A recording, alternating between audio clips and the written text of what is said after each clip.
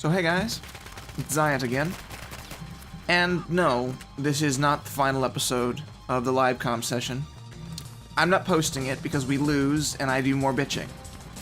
And I'm tired of posting that because it's me basically mad the whole time. And if I'm going to be posting a live comm session, I want me to be happy, having fun, and winning.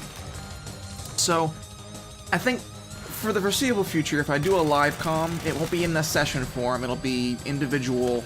I'll be playing a number of games and trying to live comm most of them.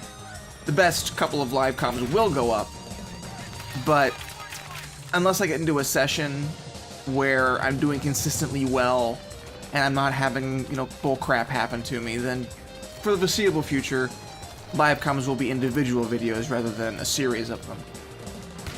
To be honest, I was a little lazy and I needed something to fill the space, but as you can probably tell, it didn't turn out so great, so I'll do regular commentaries for a little while. What I wanted to talk about in this short video is something that it's an extension of the wanting old, wanting new topic I talked about with Call of Duty. But like I said there, I think this topic bears expanding, and even though I don't have much time, I'd like to talk about it here anyway. And I want to talk about it in the context of Final Fantasy, because that is my favorite series of all time. And when Final Fantasy XIII came out, I remember being really excited for it.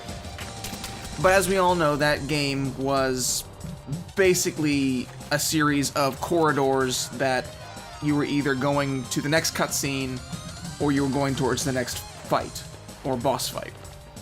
And the characters weren't well developed, they were uninteresting, and for the most part the story was convoluted, confusing, and otherwise bad. The only character in 13 I actually liked was Saz. He was the only one who had any really quality writing to him.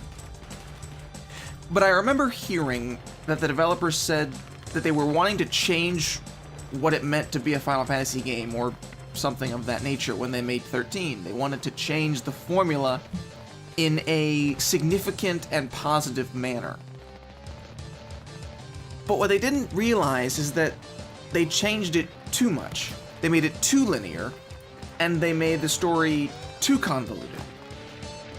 Yahtzee Croshaw of Zero Punctuation, I don't know which Final Fantasy is his favorite, but I know that the last one he understood was Final Fantasy VI. Because in that game, it's basically Kefka wants to destroy the world, and you as a party are going to stop him from destroying the world. 7 is more environmentally focused. It's sort of silly in its environmental message.